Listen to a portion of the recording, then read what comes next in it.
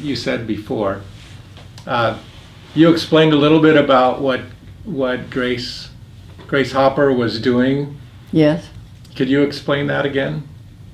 Like what she was doing with the Well, Mark I? she was working on this big computer that there's a picture here somewhere, but it was the first computer that was actually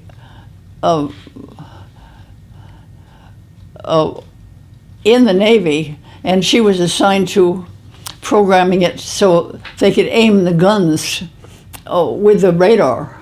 You know, the radar connected to the guns, because they'd had radar before, and they had guns before, but they had never connected them, so they couldn't aim the guns with the radar. Hold this picture? But anyway, that's the picture of the computer. Just hold it still. He'll zoom in. So point it towards me. Hold it like this. Just hold it like Oh, this. you want me to hold this? Yes, He'll zoom perfect. in. Oh, We're gonna get that picture in the video here.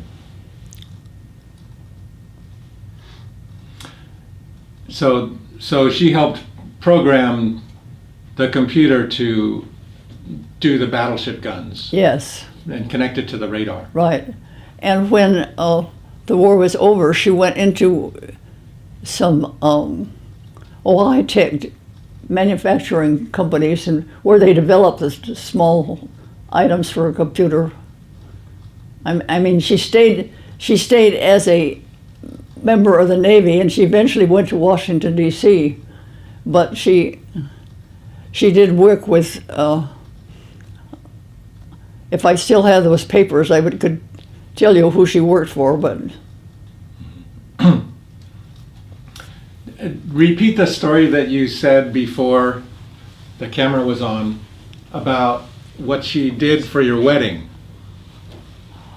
Oh, that she that they punched holes in the to program that computer with paper, and so she saved all those little paper punched holes and distributed them in bags to have people throw at us when we were married instead of rice. but that was a computer that it took, whereas now you'd get a computer this big. And just again, you may have already said it, but what was that computer doing? It was meant to do what? Well, it was in the Navy. It was at Harvard. That was a computer was in Harvard, and it was assigned to the Navy, and that was to be in use by the Navy to program their guns. Okay. Another thing you mentioned before the camera was on is you had to have special permission to get married. Can you explain Yes. that? Yes, we were. My husband and I were both in this radar course that was at Harvard, and there was some kind of a rule that people in a training course would not be allowed to marry. So they decided the last minute to let us get married, and they sent a telegram to the Bureau of Navy at Washington, D.C. and got permission. So we didn't. That was a little bit exciting.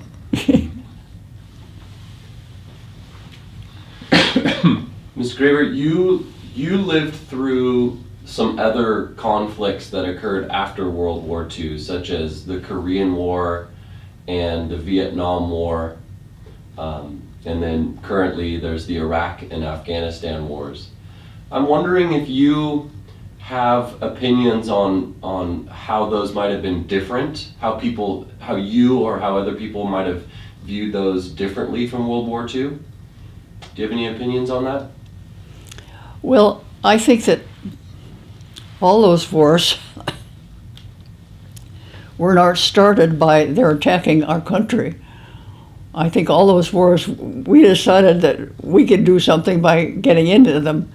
And so I don't think they had the support that they did from the populace in World War II. Mm-hmm.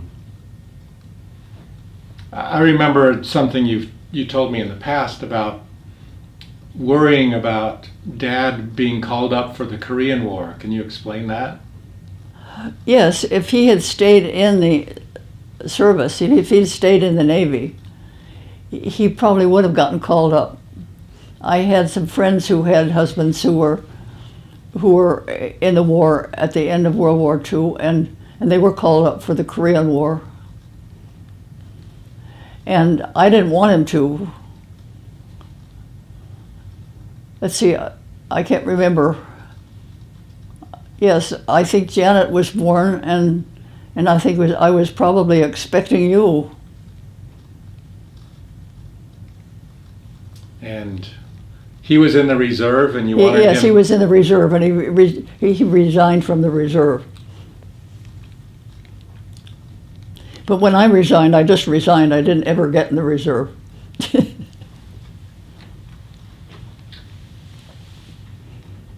good on time, so it's up to you whether you have anything else.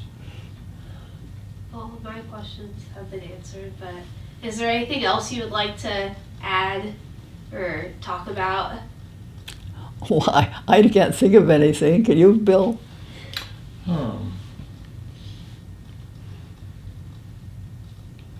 No, I can't think of anything. I think you covered all the stories I can remember. I think at least I corrected my mistake last time you were here. I remember something about you having friends at Pomona College that were affected. You mentioned your friend from Manila.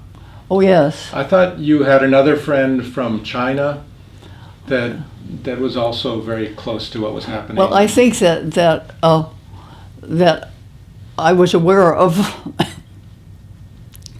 one of the family, in fact, one of the leading members who had been putting on a performance in their outdoor auditorium was Japanese by descent. And you know, at that time, they immediately, when they started this pronounced war, they said all the Japanese along the coast had to be put into more or less concentration camps because they were afraid they might cooperate with some Japanese out in the ocean. And so they took this one family, one student, and moved her to a college in the interior of the nation where that wasn't in effect, and they got her out of that. Who moved her? The Navy did? The college did. The college moved her. I see. She was lucky. Yes. Very lucky. So they took care of her. I guess they knew she wasn't any traitor, but some of the other Japanese didn't. And after the wars, some of those Japanese had been put in those camps were very bitter because I ran into some of them when I was teaching. And they were very bitter, and it was years later. But their families had lost their business or something when they had to go into the camp. There was probably quite a large population of Japanese families in Pomona because yes, that particular location would have had a pretty good. So were there a lot of families in Pomona where you were? Well, I think there were quite a few. Yeah. So how exactly did like the rest of America view the internment camps where the Japanese were? Because looking back on it, it's hard to imagine that like a president would enforce that law on like so many people of like the nation. But I'm just wondering how other people thought of it like during the time. Did people think it was necessary or that it was a good action? Well, I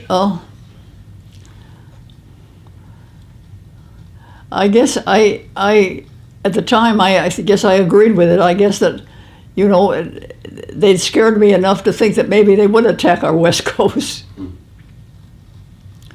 Looking back on it, I realize it wasn't fair.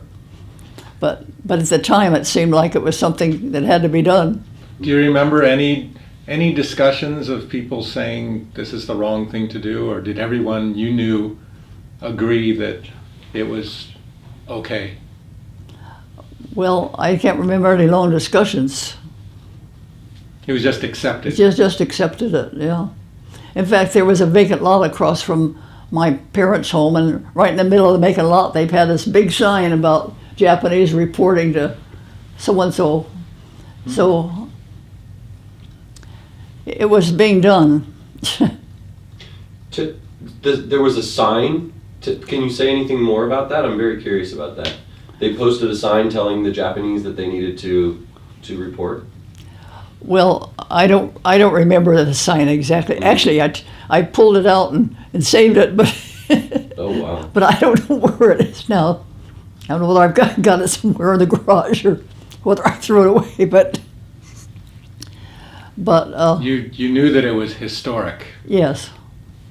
Boy, we'd sure love to see that if it ever shows up. That would be very interesting to see.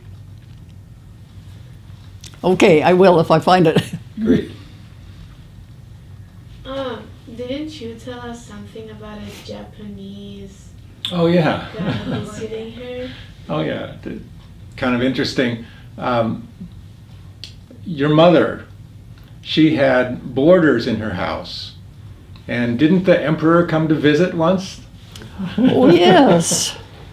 Oh yes, I forgot about that. Let me see. Yes, we had across the street from our house. Actually, it was across Route 66. Why? There was a